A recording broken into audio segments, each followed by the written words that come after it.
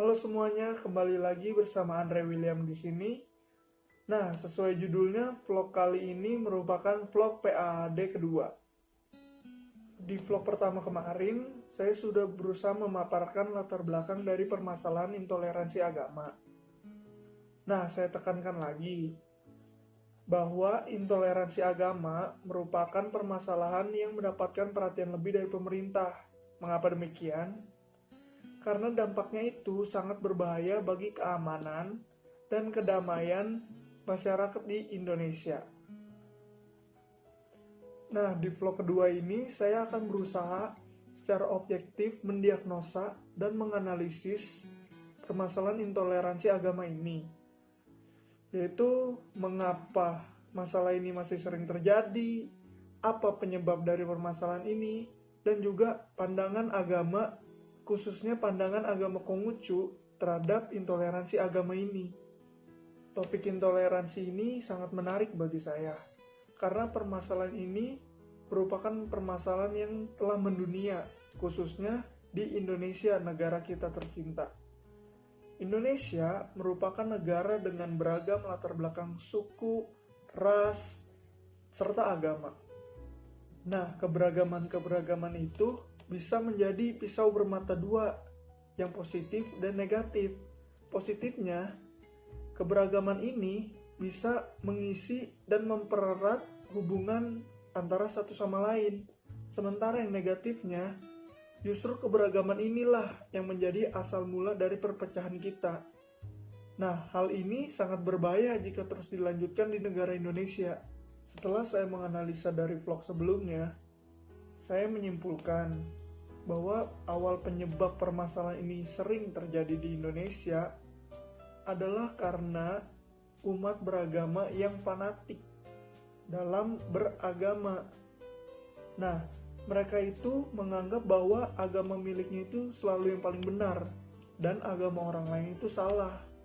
Orang-orang seperti ini yang saya jadikan tersangka utama dari intoleransi agama di negara kita. Memang benar, Indonesia itu mayoritas beragama Muslim atau Islam. Tapi, jika kita mengulik fakta kejadian sejarah, pernah ada kejadian pada saat pembentukan dasar negara Indonesia.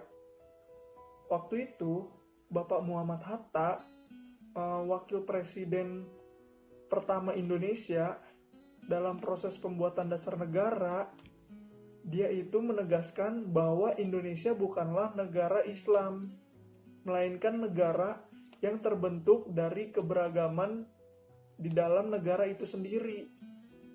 Maka dari itu, ia percaya bahwa keberagaman atau keperbedaan yang ada di dalam negara kita merupakan pondasi kuat dalam mempersatukan bangsa ini.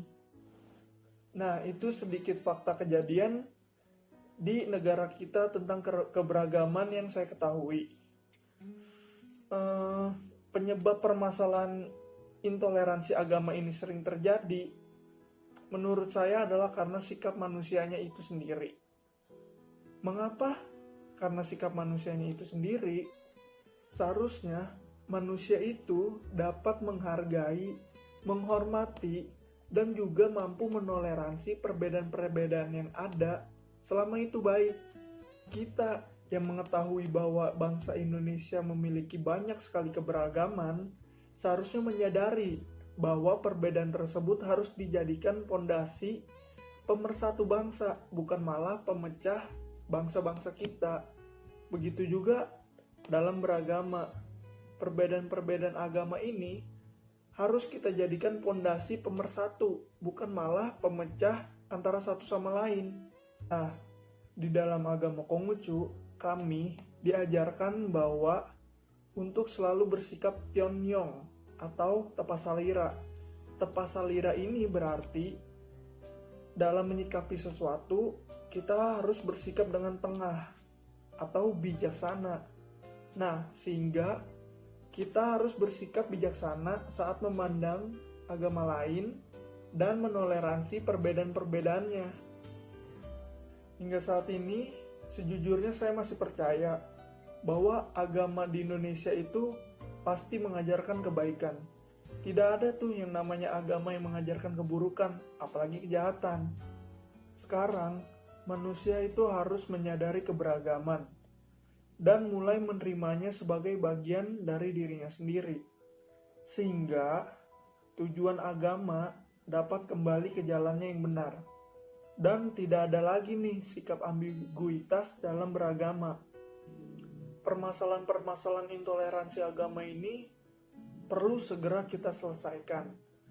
Karena dengan berawal dari hanya menoleransi perbedaan dari agama, itu dapat membuat bangsa kita menjadi lebih damai loh.